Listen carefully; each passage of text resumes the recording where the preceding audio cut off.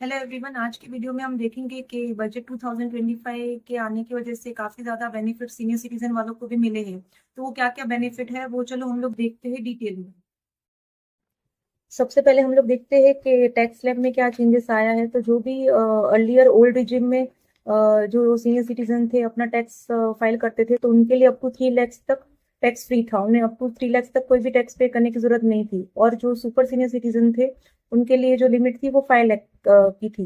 लेकिन after budget 2025 आया है तो उसमें जो न्यू रिजिम में जो अप टू 4 lakhs तक कोई भी टैक्स पे करने को नहीं आएगा। तो इवन जो सीनियर सिटीजन है उनको भी अगर उनकी इनकम 4 lakhs तक है तो उनको कोई भी टैक्स वगैरह पे करने को नहीं आएगा।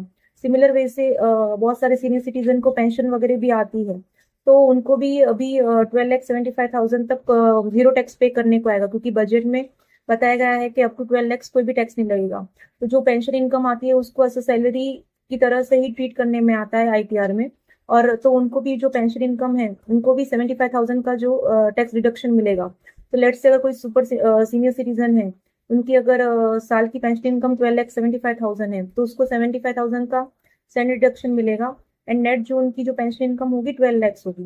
तो 12 lakhs पे इस पर ये जो न्यू बजट आया है उसमें कोई भी टैक्स नहीं लगेगा। तो सुपर जो सीनियर सिटीजन है उनको भी कोई भी टैक्स पे करने को नहीं आएगा। उसके अलावा एक इम्पॉर्टेंट अपडेट आया है कि जनरली टीडीएस ऑन एफडी, तो बहुत सारे जो सीनियर सिटीजन है वो अपना बैंक में एफडी वगैरह करवाते हैं। तो जो भी एफडी से उनको इंटरेस्ट वगैरह मिलता है तो उस पर टीडीएस डिडक्ट होता था अगर एफडी का अमाउंट जो इंटरेस्ट का जो अमाउंट है वो अबो 50,000 हो। लेकिन वो लिमिट अभी इंक्रीज करके 50,000 से 1 लाख की कर दी गई है। तो अगर कोई भी सीनियर सिटीजन है जिसको एफडी से इंटरेस्ट आ रहा है अबो 1 लाख तो ही उनको टीडीएस वगैरह डिडक्ट होगा, और बिलो 1 लाख के नीचे उनको कोई भी टीडीएस वगैरह डिडक्ट नहीं होगा। उसके अलावा वो बहुत सारे सीनियर सिटीजन जो है वो अपना 15H फॉर्म जो है सबमिट कर देते थे बैंक में अगर उनकी इनकम जो है अब वो एग्जाम्पशन लिमिट नहीं होती थी। तो अगर अगर आपकी भी अगर इनकम अब वो एग्जाम्पशन लिमिट नहीं है तो आप फॉर्म 15H बैंक में सबमिट कर सकते हो, और उस पर आपका कोई भी टीडीएस टीडीएस वगैरह डिडक्शन नहीं होगा। और एक इम्पॉर्टेंट अपडेट आया है वो रिलेटेड टू है एनएसएस, नेशनल सेविंग स्कीम। काफी सारे जो सीनियर सिटीजन थे वो नेशनल सेविंग स्कीम में इन्वेस्ट करते थे।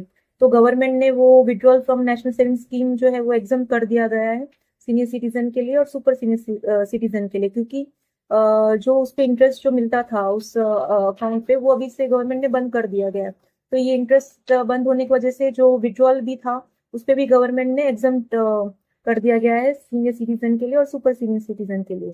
उसके अलावा और एक इम्पॉर्टेंट अपडेट आया है बजट में related to one section 194I TDS on rent, जहाँ पे उन्होंने जो लिमिट है टीडीएस डिडक्ट होता था जो 194I टीडीएस ऑन रेंट पे उसकी लिमिट इंक्रीज करके 2,40,000 से 6 lakhs लिमिट जो है इंक्रीज कर दी गई है।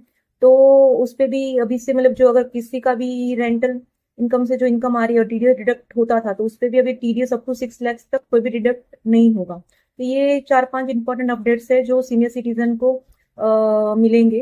तो अगर आपको भी कोई भी हमारी सर्विस अवेल करनी है तो आप हमारे फर्म एनएस टैक्स कंसल्टेंसी को कांटेक्ट कर सकते हैं। Thank you.